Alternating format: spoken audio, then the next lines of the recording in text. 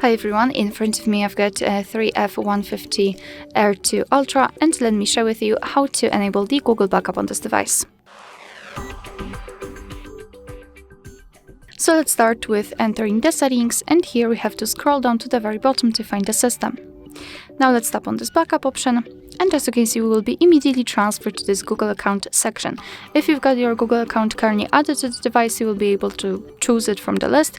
If not, you have to do it right now. So let's tap on next and tap on add account.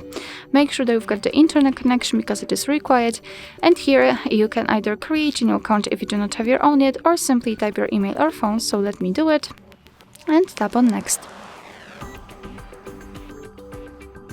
Right here we have to enter our password, so let me do this out of the screen.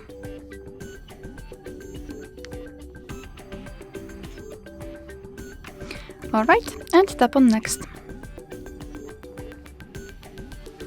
Here we have to decide who will be using this device, so just mark the option and tap on next. And Google Terms of Service and Privacy Policy, you can tap on them to learn more, and then tap on I agree after reading. Here we have to decide what kind of data we want to backup, so photos and videos or other device data like contacts, call history or text messages. Just mark the option you'd like to use, you'd like to backup. Of course you can choose both, I'll choose only this one, and tap on confirm.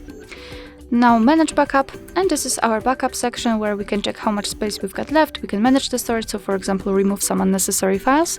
Under it we've got backup details, so we can check what has already been backed up, and advanced settings, and I highly recommend to keep this option turned off so you can avoid the charges.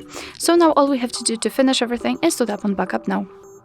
Alright, so that will be all. Thank you so much for watching. I hope that this video was helpful, and if it was, please hit the subscribe button and leave the thumbs up.